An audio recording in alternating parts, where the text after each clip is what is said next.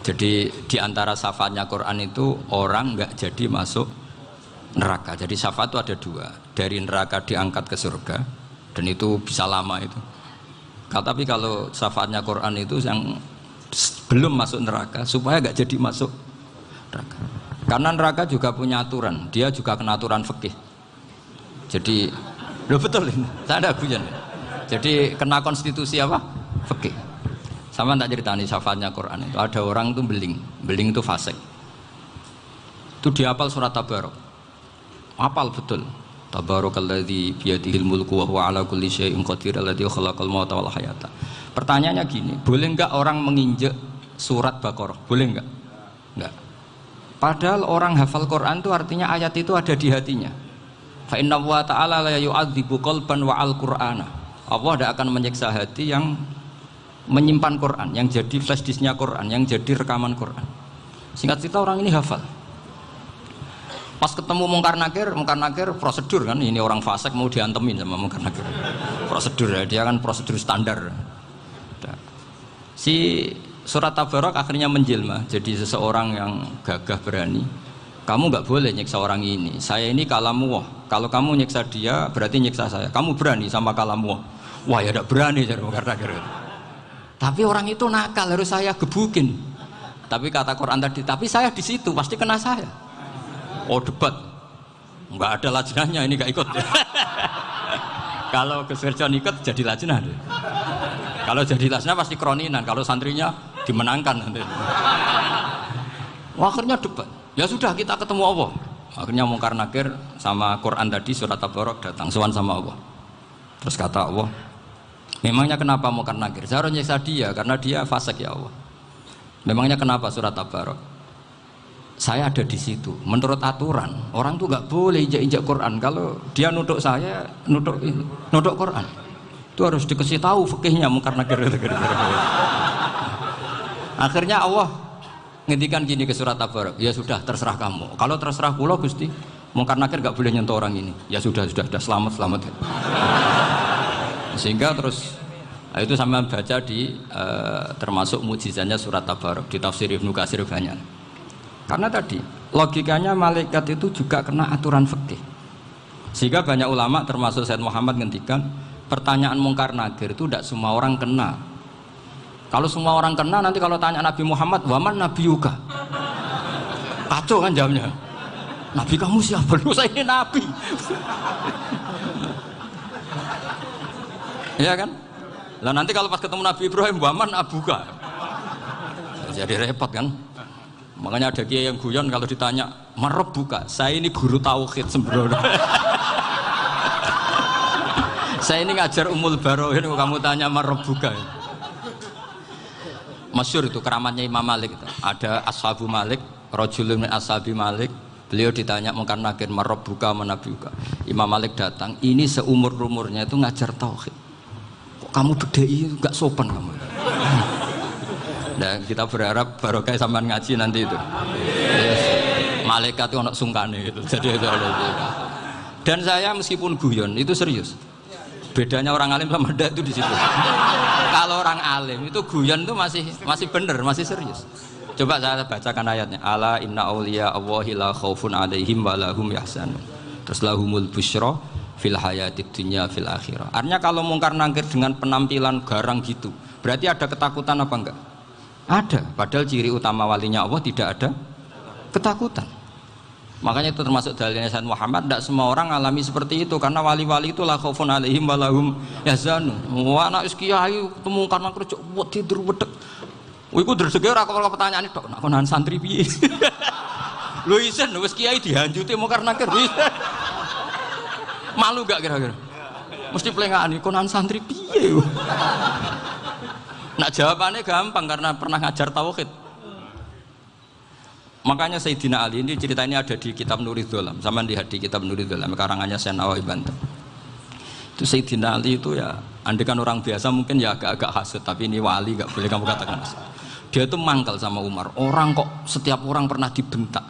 Apa dia berani bentak Mungkar Nakir? Penasaran dia. Bagaimana perangnya Umar itu berlanjut enggak gitu kira-kira. Akhirnya minta, ya Allah saya minta kasyaf. Ya karena yang minta Sayyidina Ali karena mau wajah dituruti sama kasuf.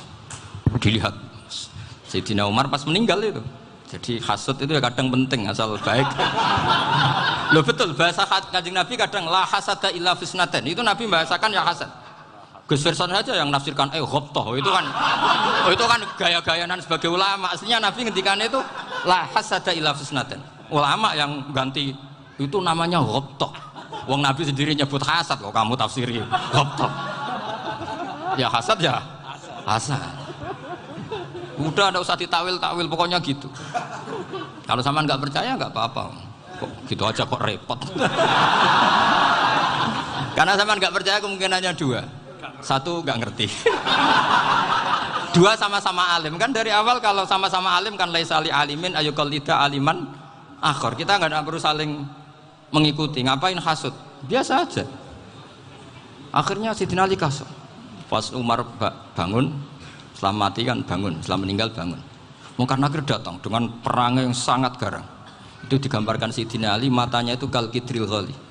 Kayak apa? Kendil yang apa? Menganga. Wah seru. Sayyidina Ali senang, paling takut ini Umar. Senangnya bukan main. Wah ini mesti takut Umar. Biasa. Ternyata enggak. Umar malah bangkit. Woi Mungkar Nakir ya. Kamu tahu menghadapi siapa? Itu betul. Kamu itu menghadapi temannya ahabbal khalqi ilallah. Yang diandalkan temannya bukan dia. Kamu tahu yang kamu hadapi. Saya ini teman kekasihnya Allah. Jadi boleh kamu mengandalkan Mbak Virjon. Tapi nanti resikonya Mungkar Nakir tanya, itu Virjon siapa?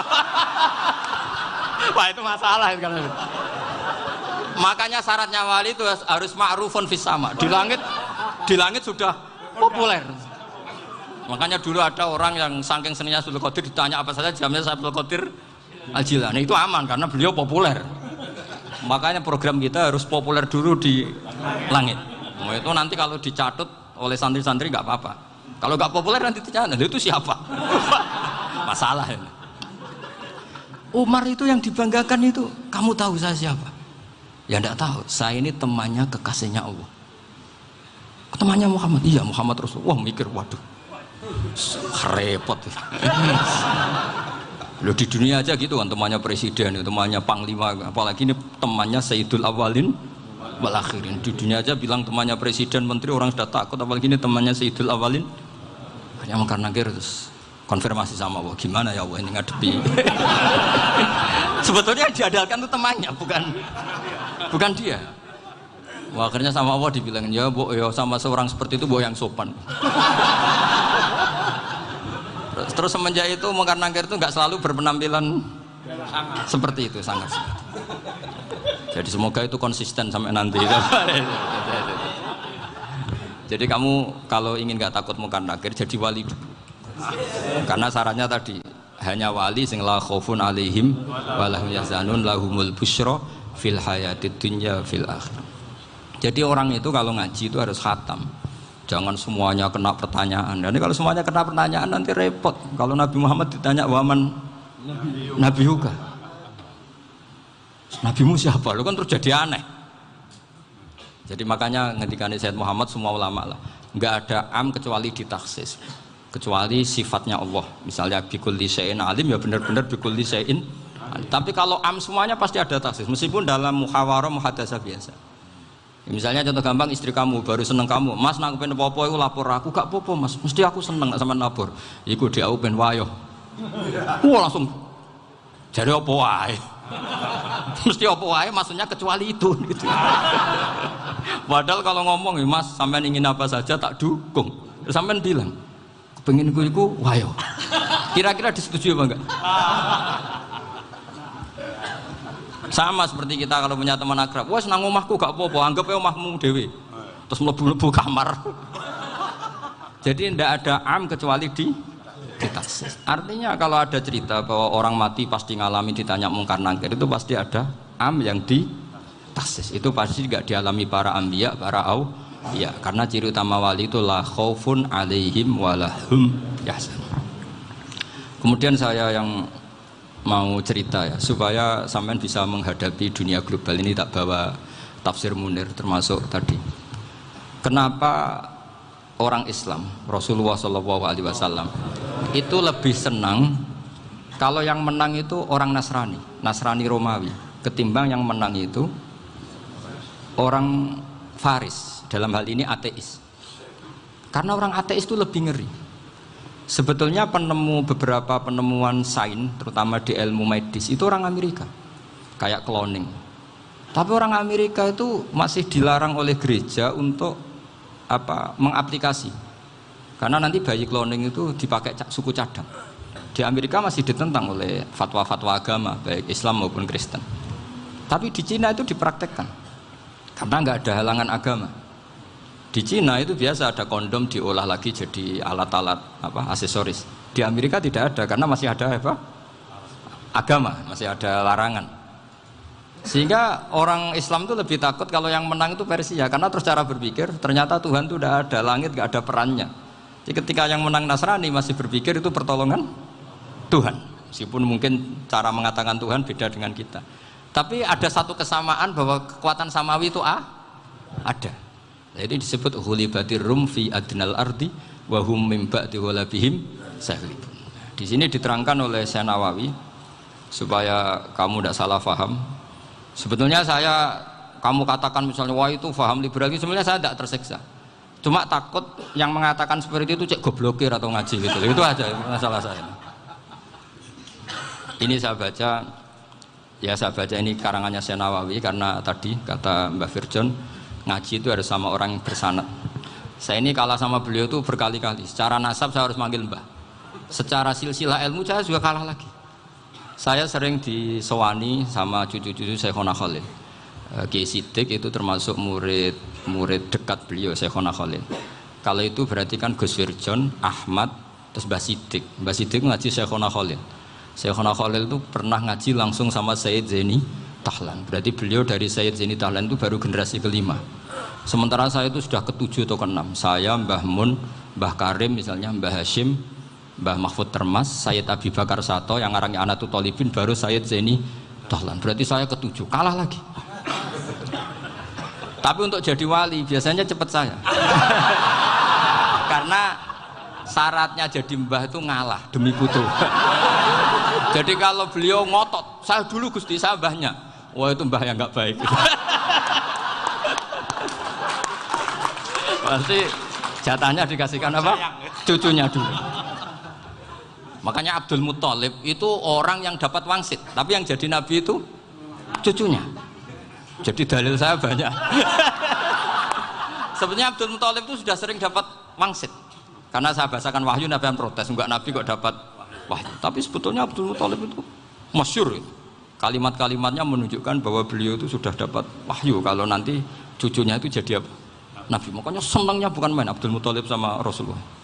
Putu seneng, mbah seneng putu. Jadi mungkin, jadi sampean enggak usah protes loh.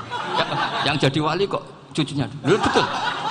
Dulu Mbah Hamid Pasuruan itu kalau Mbah Ahmad Siddiq ke sana, Mbah Hamid Pasuruan kalau manggil Mbah Ahmad Siddiq itu paman.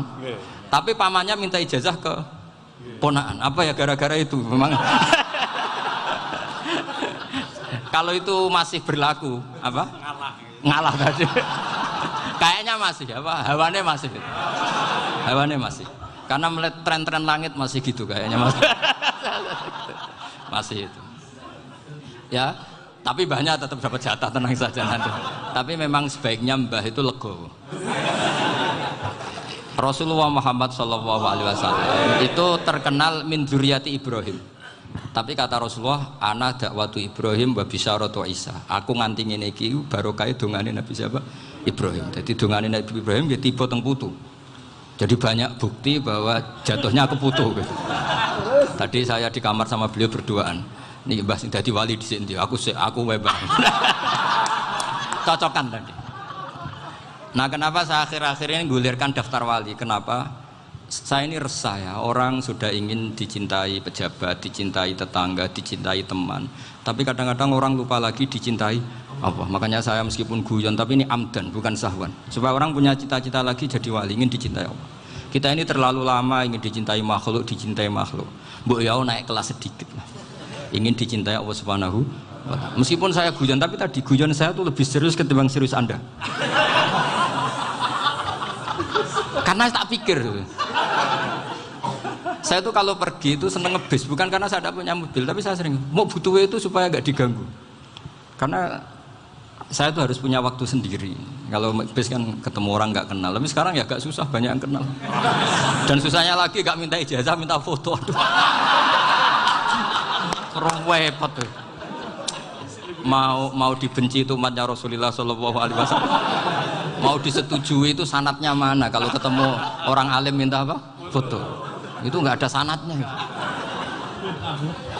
Nggak tahu saya itu mazhab dari mana itu. Ya mazhab milenial yang jelas itu kan. Ini tak baca ya biar dapat, karena ini kenangan saya sama Mbak Ahmad Siddiq. Saya masih ingat betul beliau ngisi hallnya Mbak Abdullah bin Umar, berarti abahnya Mbak Hamid.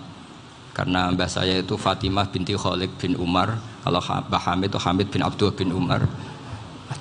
Itu saya masih ingat betul zaman itu Mbak Hamid setiap hall di Lasem itu rawuh dan saya derek mbah saya karena masih misanan datang ke Lasem.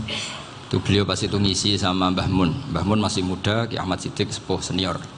Itu beliau cerita bahwa dulu ketika Indonesia dijajah Jepang itu para kiai mimpi dibacakan ayat ghulibatir rum fi adnal ardi wa hum min ba'di ghalabihim. Terus ada kiai yang tanya, takwilannya gimana? Ya nanti Jepang pulang bukan karena kita yang mengalahkan, tapi Jepang ada yang mengalahkan sendiri, meskipun tidak kita. Kayak dulu Faris tidak dikalahkan Islam tapi dikalahkan Romawi, tapi yang senang umat Islam. Wa yauma idzi yafrahul mu'min. Itu luar biasa ulama-ulama kita. Delalah kejadiannya Indonesia seperti itu. Yaitu kita tidak mengalahkan Jepang, tapi Jepang pulang sendiri karena dikalahkan apa? Sekutu. Ya ini saya baca. Ini tidak usah dicek bacanya benar apa enggak, sudah aman apa? Aman. Karena kalau saya salah itu ya sengaja. Artinya ya sengaja saja. Ya biasa maksudnya. Saya kemarin ngisi di Pondok Peloso, di Pondok Al Munawir Jogja.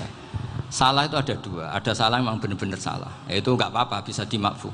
Karena mesti sangke wong goblok salah yang terus itu. Ada salah bawaan ilmu, itu repot tuh dadaninnya. Karena misalnya kita yang biasa belajar qiraah sab'ah wayah sibuhu, mesti diulang lagi wayah sabuhu. Karena qiraahnya Imam Asim itu hasibah yah sabu bifathis sin. Sementara kita kalau ngaji kitab kulino yahsibu. Sehingga kita yang biasa belajar sab'ah itu kalau baca kitab itu kayak orang bingung. Kadang-kadang yang ngaji juga bingung. Gus Pak mau di bulan pilih ini. Ya tepat-tepatan. Ada yang mengatakan Gus Pak bingung, ada yang mengatakan Gus Pak alim alamah. Ya tepat-tepatan nasib tadi. Karena memang ya sab'ah memang seperti itu. Misalnya kufuan. Kufuan itu Imam Asim baca kufuan. Tapi beliau punya murid namanya Syu'bah. Itu kalau baca kuf'an. Makanya kita itu, ini kan khataman Quran ya, jadi saya menyinggung sedikit tentang qiraah sab'ah. Tadi beliau juga sudah tak kasih kitab saya Hifdzuna Liyadal Mushaf. Sama tak ajari latihan sab'ah. Memang angel ya. Makanya yang nggak bisa itu wong pinter. Sudah tahu angel ya nggak usah diteruskan kan. Orang menghindari barang angel itu pinter apa goblok? Pinter. Berarti wong goblok pinter. Saya tuh makanya sama orang goblok tuh respect. Jadi orang alim tuh angel apa gampang? Angel. Menghindari barang angel pinter apa goblok? Loh, orang menghindari barang angel pinter apa goblok? Pinter. Berarti wong goblok pinter. Jadi saya sama orang-orang goblok itu respect. Sudah tahu jadi orang alim angel ya barang angel ya harus dihindari. Makanya saya ini insya Allah umatnya Nabi yang termasuk yang terbaik. Amin. Karena mencintai umatnya Nabi termasuk yang goblok. Itu tidak gampang itu. Karena tadi sudah tahu ya. Seperti itu loh orang naik panjat pinang itu yang naik karena ingin hadiah. Yang nonton sudah tahu wah licin kok dinaikin mau keplodok ya. Tapi orang sepakat yang nonton juga pinter karena sudah tahu ribet kok. Tukun yang pasar kena lah apa mana. Sama juga gitu. Ngalim tafsir angel, ngalim fikih angel. Ada karek ngaji ngerekam kan gampang. Itu pinter apa goblok? Pinter. Iya. Makanya kula niku mbok burohno ngono tok. Saya tadi dinasihati Mbak Firjon muga-muga hati saya selamat. Saya itu meskipun kata orang banyak, muhibbin saya banyak, tapi saya insya Allah tidak riya. Saya itu pakai kitab namanya Tasbitul Fuad, itu karangannya Said Abdul Al-Haddad. Ketika beliau punya muhibin banyak ditanya, bagaimana ya Habib Anda menjaga hati Anda? Jamnya Said Abdul Al-Haddad itu unik. Innama azzamu Allah. Mereka itu sebenarnya menghormati Allah. Cuma butuh sarana, dan itu saya. Jadi saya tahu sampean semua itu mencintai Quran, mencintai sunnah Rasul, mencintai hadis-hadis Rasul. Cuma sampean kan karena nggak paham, terus manfaatkan saya. Jadi sebenarnya saya ini korban. Korban. Jadi saya mau riak gimana? Korban kok mau. Bangganya di mana tuh? Coba sampean misalnya ngaji tafsir, belajar sendiri kan susah. Terkibnya susah, maknanya susah. Bahkan beli kitabnya kadang tidak kuat. Loh, untuk jadi alim tafsir itu kan harus beli kitab. Loh, saya sering belajar kitab itu jutaan. Tafsir Tobari, saya pernah beli kitab Fakhrur Razi itu berapa coba? 27 jilid. Karangannya Fakhrur, belum karangannya ulama modern Imam Sya'rawi. Itu berapa jilid? Itu jutaan. Saya kemarin juga dihadiahi kitab Pak Quraish Shihab namanya Faidul Bari fi Syarhil Bukhari. Pak Quraish Shihab yang terkenal. Dia sering diskusi sama saya. Saya ngasih hadiah beliau, beliau ngasih hadiah saya. Oh itu harganya nggak kuat. Tidak kuat kadang di Indonesia nggak ada coba. Dan sama orang hebat menghindari kesulitan itu. Nah kesulitan itu, sebab ngaji ikut, kalau nggak paham dirukokno rekamannya sudah gitu. Pinter mana sampean sama saya? Pinter sampean kan? Bikin sosis susah, beli aja kok repot kan? Nah, makanya nggak boleh orang bilang, wah aku goblok reso tafsir, aku wong pinter. Makanya nanti kalau saya ketemu Nabi tidak termasuk orang yang mentahkir orang Islam. Kafabil mari isman ayah kira akhahul muslim. Jadi cukup orang itu dosa kalau menyepelekan orang Islam, termasuk darani sampean goblok itu dosa. Caranya nggak darani goblok ya tadi di logika tadi. Alim itu angel, ngendari angel itu pinter, berarti wong bodoh pinter ya sudah gitu. Tapi tetap bodoh. Tapi ini satu cara untuk saya respect gitu. Coba orang yang ngaji tafsir saya banyak, mungkin ribuan. Itu sebetulnya mencintai Quran. Karena Quran adalah kitab suci yang panduannya umat Islam. Sangat mencintai Quran. Terus kemudian mereka nggak paham. Terus mencari orang yang memahamkan. Burohno lah cara Jawane. Terus keren saya itu di mana coba? Lah terus mereka kurang ajarnya gini, kalau paham itu ya alhamdulillah paham. Kowe nak ngaji Gus Bae ngono tok. Tapi nek ora paham, ora nyalano akale. Mari Gus Bae nerangno cepet, mulane gak paham. Ora kok nyalano teke sing lelet. Maksud kan Masya Allah, naudzubillah. Sebetulnya tingkat kurang ajarnya tinggi Gus sebenarnya. Jadi kalau nggak paham itu kadang nggak nyalahno uteke. Kayak mau misalnya, mau mari mikir aja jelas. Padahal misalnya jelas orang mesti paham, bodoh. Paham? Jadi kata Said Abdul Haddad, innama azzamu Allah. Sebenarnya mereka itu sangat menghormati Allah. Makanya kita nggak perlu mengatakan wasilah itu kafir, nggak akan. Karena orang tawasul sama Rasulullah itu ingin dapat ridhonya Allah lewat orang yang dicintai Allah. Kita mencintai wali sebenarnya, wah itu kekasih Allah. Kita mencintai itu karena mencintai Allah. Sama seperti gini, kamu mencintai kangkung apa enggak? Sebenarnya sama sekali enggak. Tapi kamu ingin sehat, ada asupan gizi. Kamu ingin tubuh kamu sehat, butuh asupan gizi. Kemudian kamu makan kangkung. Apa terus kamu cinta kangkung? Kan enggak. Cinta kesehatan kamu sama. Orang yang mencintai saya sebenarnya ingin kepuasan rohani. Saya kan termasuk kiai yang torekonya gampang. Ini swarga, kan akhirnya penggemarnya banyak. Coba kalau kamu neraka. Jadi sebetulnya Anda mencintai kepuasan Anda sendiri. Nah, saya ini korban. Makanya untuk masuk surga cepat saya, korban itu cepat. Da'watul mazlum la turaddu kan gitu. Laisa bainahu wa bainallah hijab. Jadi saya kalau dongo langsung seret langit. Karena mazlum. Saya sinau tafsir itu Pak, sampean bayangkan ada tafsir itu sudah 27 jilid. Sengarang Fakhrur Razi itu bulatnya bukan main. Karena dia ahli filsafat. Bulatnya Masya Allah. Sudah gitu sinau Jalalain kadang dikomen oleh Sawi. Sudah kita percaya Jalalain jebule dibuli Sawi. Percaya Sawi dikandani, "Oh iku Maliki Rasafi." Oh ribet. Sudah gitu sinau Qurtubi, sinau tafsir Tobari itu susahnya. Belinya susah, belajarnya susah. Padahal saya punya keluarga, punya istri, punya anak. Bayangkan kalau istri saya rewel kayak istri sampai. Wah itu. Tapi alhamdulillah enggak. Sama sekali enggak. Allah sudah milihkan, wah ini bahaya kalau punya istri rewel. Imam Sibawai itu kitabnya banyak, tapi yang terbukukan hanya kitab Sibawai. Karena beliau kalau sudah belajar lupa istri. Hanya pas beliau di pasar, kitabnya dibakar semua sama istrinya. Karena dianggap saingannya. Ternyata yang dicerai tidak kitabnya, malah istrinya.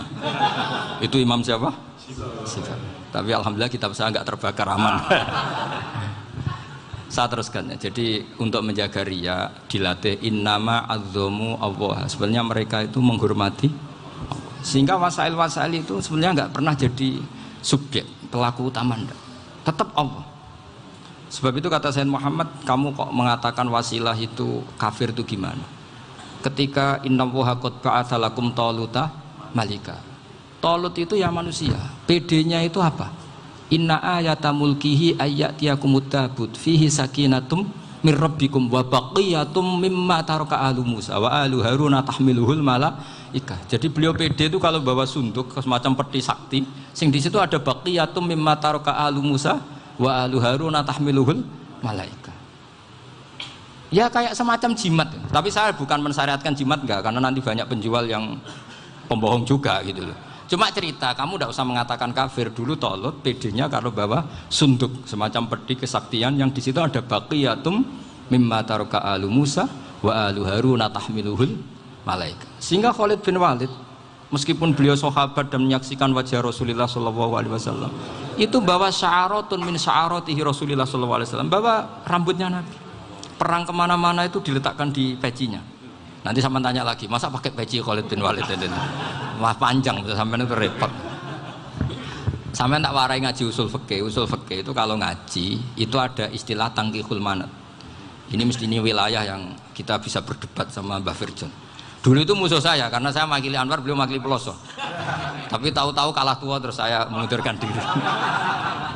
Di fikih itu ada istilah, ada tangkihul manat, ada tahqiqul manat, ada tangkihul manat. Tangkih itu kira-kira gini, lafadz hadis itu dibuang sekian untuk tahu bahwa itu madarul hukmi. Misalnya gini, tak beri contoh paling gampang. Sama harus paham, kalau nggak paham nggak pinter-pinter. Ja'a a'rabiyun ila Rasulillah sallallahu alaihi wasallam. Ya karena ini menghormati Mbah Ahmad Siddiq, saya orang alim, jadi ngaji ini tetap ada suasana alim. Ya harus ada suasana alim. Nggak perlu jadi orang alim tadi susah. Sudah ngindari susah itu pintar. Sudah itu aja. Jadi orang alim susah, ngindari barang susah pintar. Berarti orang tidak alim pintar. Nah, meskipun tetap sudah kita itu pegangi sampai mati nanti. Loh, jadi orang alim itu repot. Itu kata Imam Ghazali, kalau orang alim kalau masuk surga itu sama Allah nggak boleh. Kif, kamu nggak boleh langsung masuk surga. Coba cari umat kamu, syafaati dulu. Nah, saya takut nyari sampean nggak bisa kembali. Saya tidak punya rencana itu. Pokoknya mau masuk. Boleh sampean kuaduan, aduan balik raroh dewe, wah repot nanti saya. Berat jadi orang alim itu berat. Ya saya teruskan ya. Ada tangkihul manat. Ja'a a'rabiyun ila Rasulillah sallallahu alaihi wasallam. Faqala ahlaktu wa ma ahlakaka qal waqa'tu imraati fi nahari Ramadan. Ya dan kita, saya ini rusak ya Rasulullah. Kenapa? Karena saya menjima istri saya fi nahari Ramadan. Kata Nabi, kamu harus bayar kafarah. Napa Nabi kafarah? Puasa 2 bulan. Wong baru 1 hari aja terjadi gitu kok disuruh puasa 2 bulan. Ya tidak kuat ya Rasulullah. Baru berapa hari saya puasa aja kecelakaan seperti itu. Apalagi kalau sampai 2 bulan. Tidak ya Rasulullah. Ya sudah kalau gitu kamu pertama ngasih makan apa? Itqu raqabah kan, pertama merdekakan budak. Tapi kan sekarang nggak ada budak makanya terus sekarang langsung puasa. Wah ini nggak bisa semua. Ya sudah ngasih makan orang 60. Kasihkan siapa ya Rasul? Ya orang fakir. Saya ini paling fakir. Di kampung saya ini orang paling fakir. Jadi mulai dulu orang fakir itu hubungan suami istri itu paling lancar. Mulai dulu. Makanya orang fakir itu anaknya banyak.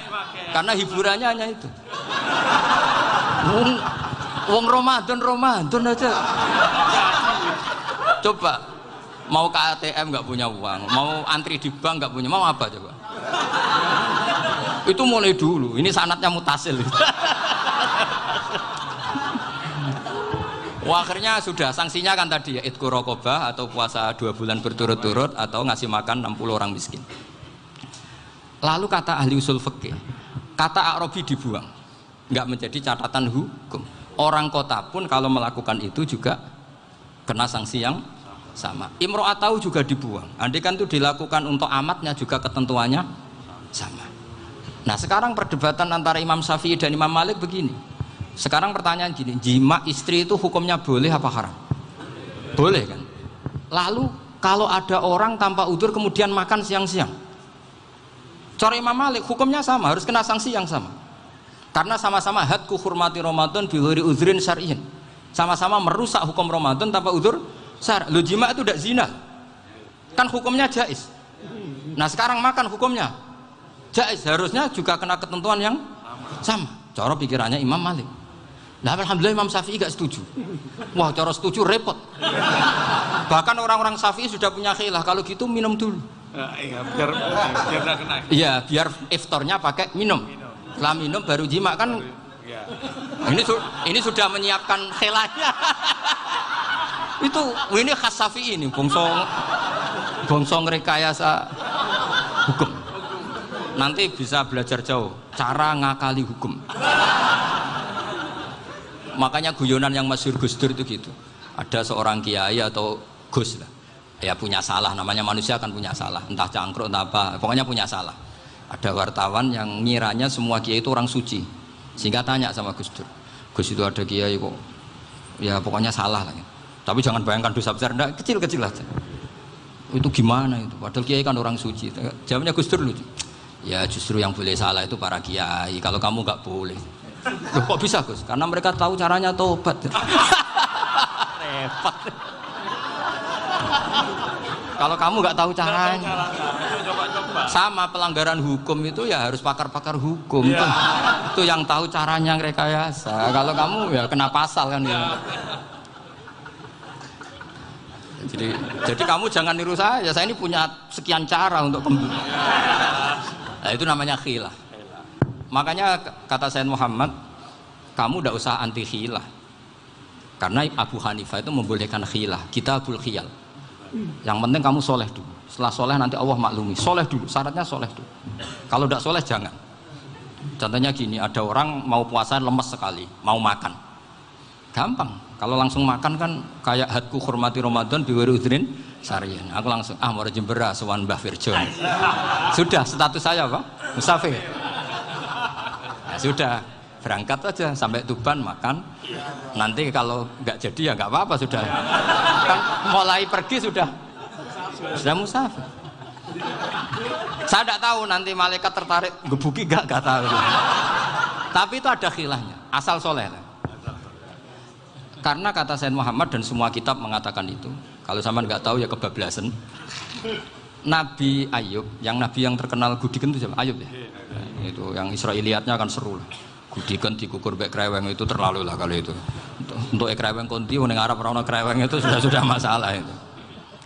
Singkat cerita, Nabi Ayub ketika diasingkan kaumnya itu kan nggak punya sumber makanan. Lah orang lelaki itu mulai dulu egois. Istrinya Nabi Ayub itu cantik sekali, udah cantik, rambutnya bagus. Makanya kamu nggak usah tanya kenapa istrinya kayak banyak yang cantik. Ya, nah warasatul anbiya nggak boleh gitu. Kalau nggak cantik ya warasatul anbiya dari segi balak. Istrinya Nabi itu semuanya cantik. Nggak usah tanya sebabnya apa, pokoknya gitu, semuanya cantik. Singkat cerita, beberapa kali istrinya Nabi Ayub itu kerja demi bisa nafkahi Nabi siapa? Suatu saat itu tidak ada pekerjaan yang cukup untuk beli roti. Satu-satunya peluang dapat rezeki itu putrinya raja itu rambutnya berondoli. Terus ada sayembara siapa yang rambutnya bagus mau dibeli. Sampai rambutnya istrinya Nabi Ayub itu dijual. Nabi Ayub tersinggung karena itu mengurangi kecantikan. Jadi lelaki mulai dulu gitu. Udah nggak urun kalau istrinya nggak cantik itu komplain. Itu khasnya lelaki. Jadi kalau kamu gitu ada sanadnya juga, tenang saja ya. Komplain ya pegawaian itu. Saking mangkelnya Nabi Ayub terus ngendikan la adriban naki mi'ata sautin. Kamu akan saya pukuli dengan mi'ata sautin atau dengan 100 cambukan. Atau mi'ata dikhtin atau mi'ata apalah sesuai konteks zaman itu. Engko namanya pecut tuku konti kok ribet lagi. Singkat cerita akhirnya ketahuan bahwa istrinya menjual itu demi Nabi Ayub. Allah nggak ridho kalau kekasihnya yaitu istrinya Nabi Ayub wis perjuangan kayak gitu malah kena hukuman. Tapi Allah juga nggak ingin kekasihnya yang bernama Ayub melanggar sumpah. Padahal beliau sudah sumpah, wallahi demi Allah nanti tak pukul dengan 100 kali. 100 kali dengan lidi lah misalnya, contoh yang gampang itu lidi. Akhirnya sama Allah dikasih satu solusi. Wa khud biyadika dighsan fadrib bihi wala tahnas. Ya sudah, lidi itu ikat jumlahnya 100. Terus pukul sekali saja. Anggap saja sudah 100. Iku pangeran sing wari ngakali ngono iku pangeran. Tapi syaratnya soleh. Syaratnya soleh.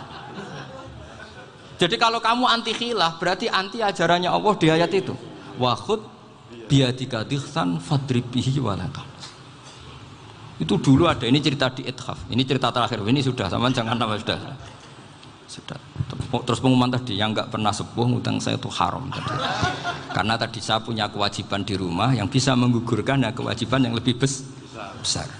Lebih besar itu ya tadi, bisa pernah guru, pernah sepuh, yang jelas nggak umur. Umur sampean menangkap itu, tua-tua serepot itu. Ada raja itu ganteng kaya, senengannya nikah perawan cantik. Oh, itu semua kampung mesti kenal. Mungkin digilir atau gimana pokoknya. Suatu saat ada pemuda suka sama perempuan yang di kampungnya, cantik sekali. Kemudian pemuda ini ternyata pekerja di kerajaan itu. Tiap hari ditanya, wah itu yang di kampung yang cantik siapa? Mau saya nikahin gini. Wah bahaya ini, saingannya raja. Jadi yang dibidik pemuda tadi itu saingannya. Si raja ini orang yang namanya raja kan gengsinya tinggi. Kaifatang kihuha wa qad ra'aitu qad qabbalaha rajulun. Kobok nikapi, saya itu pernah melihat dicium lelaki. Wah, gak mau. Gak gelem, kadang ditambung lan waqat qabbalaha rajulun. Saya pernah melihat sendiri qabbalaha rajulun, dicium oleh lelaki. Wah, sudah gak minat raja langsung, gak keren. Suatu saat pemuda tadi nikahi perempuan itu. Rajanya marah-marah, kamu lelaki gak punya harga diri gini. Gak punya selera, gak punya harga diri, sudah pernah dicium orang kok tetap dinikah. Bilang ke raja, ta'rif manir rajul, lelaki itu siapa? Abuha. Kamu tahu lelaki itu siapa? Sopo? Abuha. Bapaknya. Saya kan hanya bilang rajulun. Pernah dicium lelaki. Lah pikirannya raja itu lelaki ya kue-kue ngene iki. Tapi butuhnya canom mau raja ben gak sida itu aja tuh. Baru kayak digulirkan gitu waqat qabbalah rajulun. Wah nggak mau. Setelah itu suatu saat pegawainya tadi nikahi perempuan. Kamu nggak punya harga diri gini. Kamu tahu mandir rajul apa abuha? Wah nak ngono aku gak poho. Lah monggo sakniki wis bojo kula. Ora trimo wis diambung wis macam-macam. Lah itu namanya khilah. Apa? Khilah. Kalau di balaghah disebut tauriyah atau apalah. Tapi saya tidak ngajari sampean seperti itu. Sudah pinter sebelum saya ajarin. Bangsa ngakali kan sudah pinter.